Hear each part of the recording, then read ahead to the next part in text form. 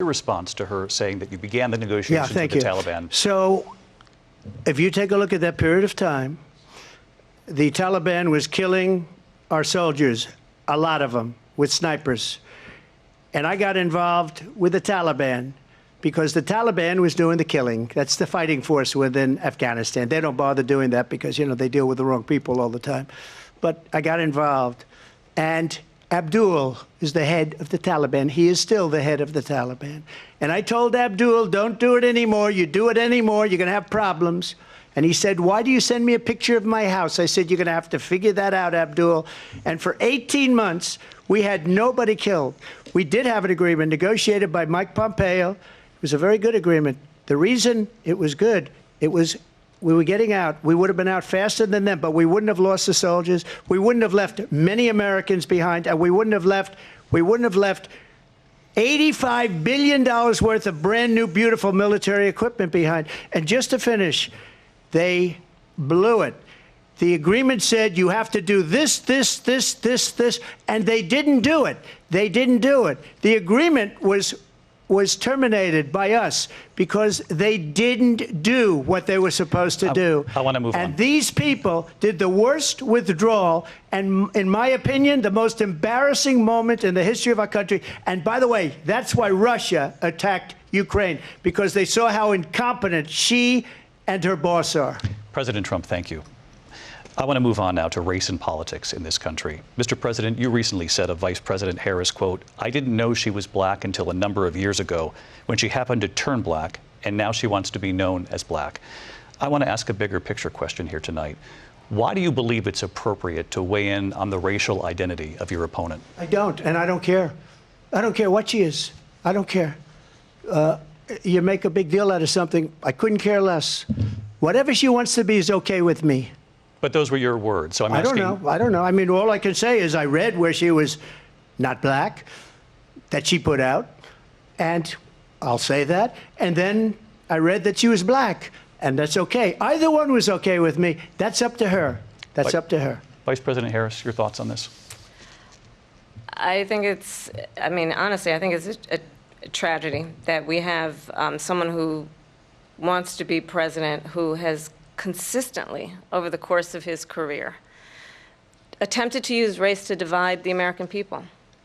You know, I do believe that the vast majority of us know that we have so much more in common than what separates us, and we don't want this kind of approach that is just constantly trying to divide us, and especially by race. And let's remember how Donald Trump started. He was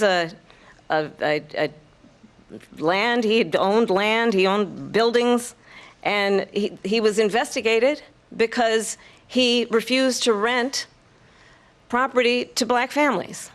Let's remember, this is the same individual who took out a full-page ad in the New York Times calling for the execution of 5 young black and Latino boys who were innocent, the Central Park 5.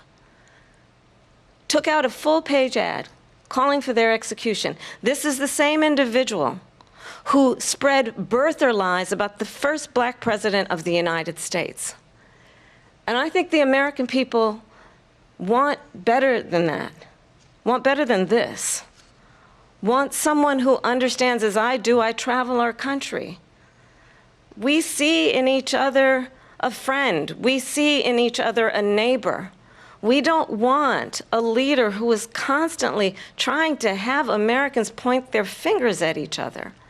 I meet with people all the time who tell me, can we please just have discourse about how we're going to invest in the aspirations and the ambitions and the dreams of the American people?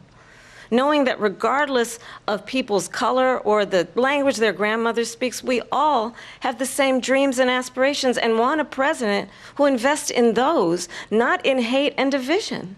Vice President Harris, thank you. Lindsay? President Trump, this is now your 3rd time. This is the most divisive presidency in the history of our country. There's never been anything like it. They're destroying our country, and they come up with things like what she just said. Going back many, many years, when a lot of people, including Mayor Bloomberg, agreed with me on the Central Park 5, they admitted, they said, they pled guilty. And I said, well, if they pled guilty, they badly hurt a person, killed a person ultimately. And if they pled guilty, then they pled, we're not guilty. But this is a person that has to stretch back years, 40, 50 years ago, because there's nothing now. I built one of the greatest economies in the history of the world, and I'm going to build it again. It's going to be bigger, better, and stronger. But they're destroying our economy. They have no idea what a good economy is. Their oil policies, every single policy. And remember this, she is Biden. You know, she's trying to get away from Biden. I don't know the gentleman, she says. She is Biden. The worst inflation we've ever had, a horrible economy because inflation has made it so bad, and she can't get away with that. Thank you. Your time is up. Jelajahi cara baru mendapatkan informasi. Download MetroTV Extend sekarang.